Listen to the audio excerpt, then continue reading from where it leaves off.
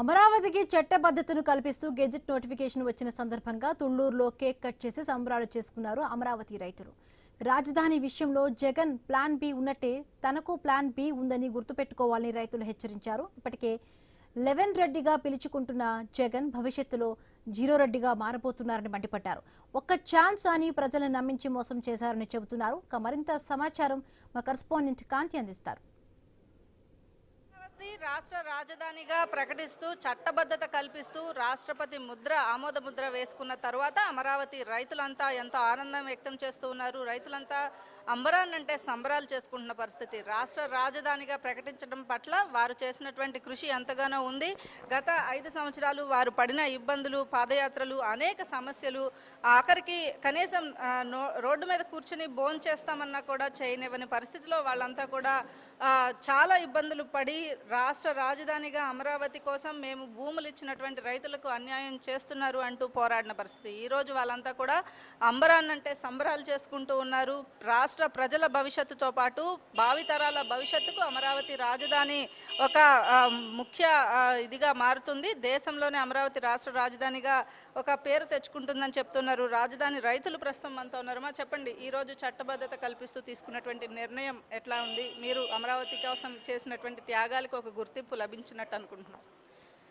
రాష్ట్ర విభజన జరిగిన తర్వాత మనకంటూ ఒక రాజధాని కావాలని అప్పుడున్నటువంటి టీడీపీ హయాంలో నారా చంద్రబాబు నాయుడు గారు వారే స్వయంగా మా వద్దకు వచ్చి ఇక్కడ రాజధాని ఏర్పాటు చేస్తున్నాము, మీరు భూ సమీకరణ ఒక కొత్త పద్ధతి ద్వారా మీరు భూములు ఇవ్వండి అంటే మేము చాలా భయపడిపోయాము. ఎందుకంటే తాతల తండ్రుల నుంచి వచ్చినటువంటి తరతరాల ఆస్తి మా బిడ్డలు వారసులుగా కాకుండా అసలు రాష్ట్రానికి ఇవ్వడం ఏంటి, ఇస్తే తర్వాత మేము ఎలా బ్రతకాలి అని అంటే వారు కూర్చోబెట్టి అన్ని విధాలా చెప్పారు. రాష్ట్రంలో చరిత్రకారులుగా నిలిచిపోతారు. ఎందుకంటే మీ బిడ్డల భవిష్యత్తు గురించి ఆలోచించొద్దమ్మా. ఈరోజు విభజన జరిగిన తర్వాత మనం ఏమీ చేయలేని నిస్సహాయ స్థితిలో ఉండిపోయాం, అప్పులతో వచ్చాం బయటికి. సో దానివల్ల మనం దీన్ని సెల్ఫ్ ఫైనాన్స్ ప్రాజెక్ట్ ద్వారా అనే కొత్త విధానం ద్వారా మనం మన రాష్ట్రాన్ని అభివృద్ధి పదంలో ముందడుగులో ఉంచుకుంటే అలాగే మీ బిడ్డల భవిష్యత్తుతో పాటు రాష్ట్ర బిడ్డల భవిష్యత్తు బాగుంటుందని చెప్పి వారు అందరికీ నచ్చజెప్తే మేము కూడా నలుగురికి మంచి చేసిన వారం అవుతామని చెప్పేసి ఒక అడుగు ముందుకు వేసి అందరం కూడా ఎలాంటి ఇది అమ్మ మీరు చెప్పండి, అమరావతి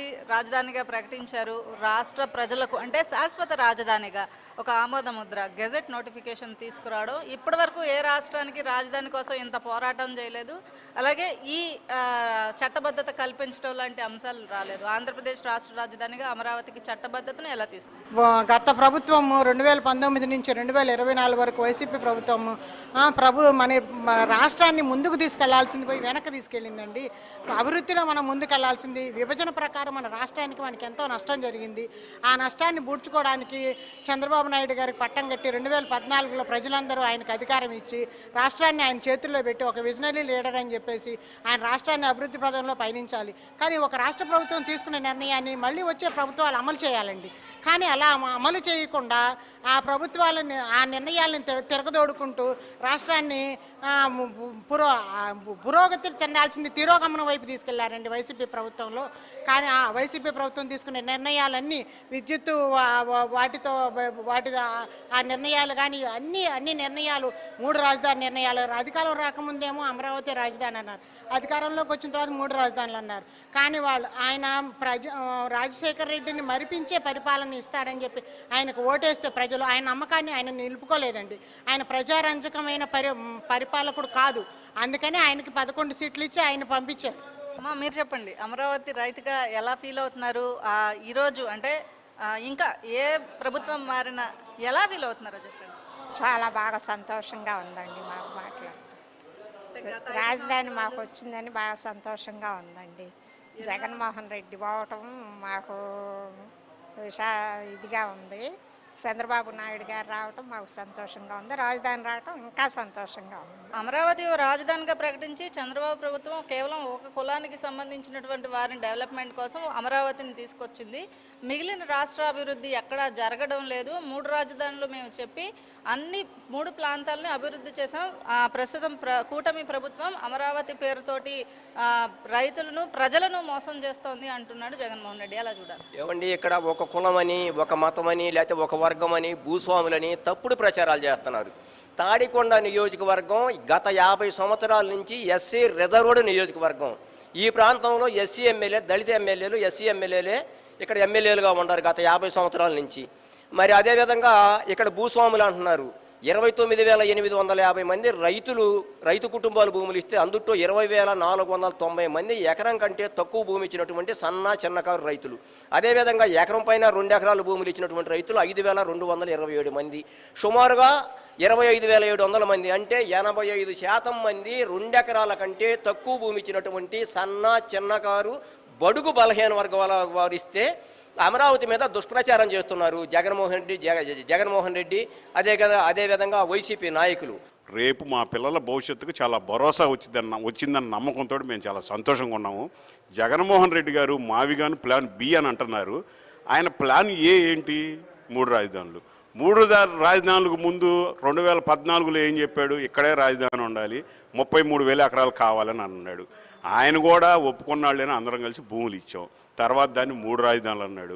ఇప్పుడు మావిగాన్ని అంటున్నాడు, రేపు ఇంకోటి అంటాడు, ఎల్లుండి ఇంకోటి అంటాడు. ప్లాన్ ఏని వద్దనే కదండి మళ్ళీ కూటమి ప్రభుత్వాన్ని అందరు గెలిపించింది. మళ్ళీ ప్లాన్ బి, ప్లాన్ సి, అసలు ఆయనకు ఒక కన్ఫర్మేషన్ ఉందా? ఆయనకు లేదని మాకైతే అనిపిస్తుంది. ఇప్పుడు మావిగాని అంటాడు, రేపు ఇంకోటి అంటాడు, ఎల్లుండి ఇంకోటి అంటాడు. అమరావతి మీద అంత వ్యతిరేకం ఉన్న అతను ఆ రోజే చెప్పాలి కదండి, మీరు భూములు ఇవ్వద్దు, నేను ఒప్పుకోవట్లేదని. ఆయన చెప్పాడు, బాబు గారు అడిగారు, మాకేం ఇబ్బంది లేదు, ప్రభుత్వం ఒప్పుకుంది, ప్రతిపక్షం ఒప్పుకుందని ఇచ్చాం మేము భూములు. ఇచ్చిన తర్వాత మమ్మల్ని ఇబ్బంది పెట్టారు, 5 సంవత్సరాలు బాధలు పడ్డాము. ఆ 5 సంవత్సరాలు పడిన బాధలు ఈ చట్టబద్ధతతోటి తీరిపోయినాయండి. మేము చాలా సంతోషంగా ఉన్నాం, హ్యాపీగా ఉన్నాం. మా పిల్లల భవిష్యత్తుకి చాలా భరోసా ఇచ్చారు వాళ్ళకి మా ధన్యవాదాలండి. రైతులంతా కూడా ఎంతో ఆనందం వ్యక్తం చేస్తున్నామని చెప్తున్నారు. అలాగే ఇప్పటి వరకు చట్టబద్ధత లేకపోవడం వల్ల గత ప్రభుత్వ హయాంలో రాష్ట్ర రాజధాని లేకుండా 3 ముక్కలు చేసినటువంటి రాజధాని విషయంలో ఇకపైన అటువంటి ఏమీ లేకుండా రాష్ట్ర రాజధాని అభివృద్ధి జరగడం వల్ల కేవలం అమరావతి రైతుల విజయమే కాదు, రాష్ట్ర ప్రజలకు ఒక భరోసా, రాజధానిగా అమరావతిని ప్రకటిస్తూ చట్టబద్ధత కల్పిస్తూ కేంద్రం తీసుకున్నటువంటి నిర్ణయం పట్ల అంతా ఆనందం వ్యక్తం చేస్తున్నారు.